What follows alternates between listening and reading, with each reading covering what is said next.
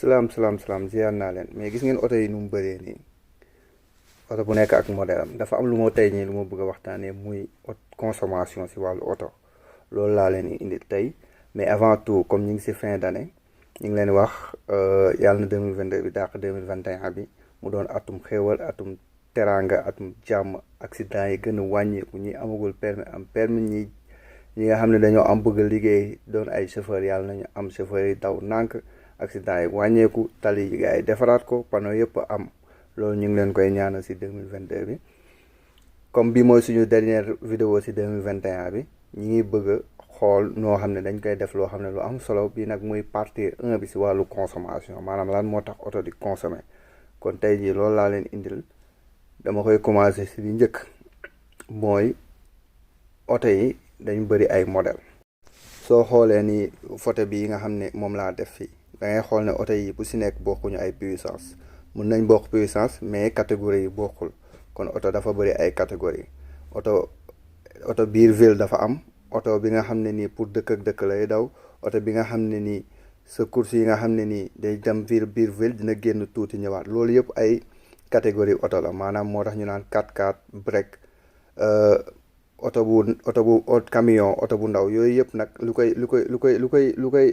lu koy firndeel maanaam mooy si carburant bi muy consommé ak moteur bi si nekk loolu moo tax oto yi wute surtout moteur bee tax oto yi gën a wute kon tey jii loolu laa leen indil di leen wax ne booy jënd oto li ngay njëkk a bàyyi xel maanaam ban oto ngay jënd lu muy consommé mooy benn moteur bi parce que oto bu am doole mun na ko diesel moo koy arrangé parce que diesel mun na conseillé mooy oto bu amee doole doon essence day gën a consommé léegi si li nga xam ne foom lay commencé mooy ma wax leen catégorie li oto di utiliser maanaam lan la oto di naan waaw li nga xam ne moo am solo mooy oto lii lay consommer day consommer diesel maa mu consommer essence maa mu consommer gaz maa mu consommer méthane maanaam xeet yooyu yëpp dafa nekk xeetu consommation oto li nga xam ne oto énergie boobu lay jël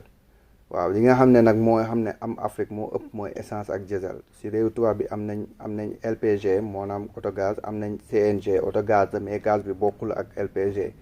mais aussi am nañ hybride ak électrique yooyu yëpp da di xeetu consommation yoo xam ne oto da koy soxla soo xoolee oto bii nii oto électrique la mi ngi nekk di charger maanaam courant moo koy dawal hybride nag lan lañ tuddee hybride mooy oto boo xam ne batterie moo koy dawal ak essence wala diesel donc yooyu yëpp dafa mat a xam léegi loolu ngay njëkk a bàyyi xel balaa ngay jënd oto après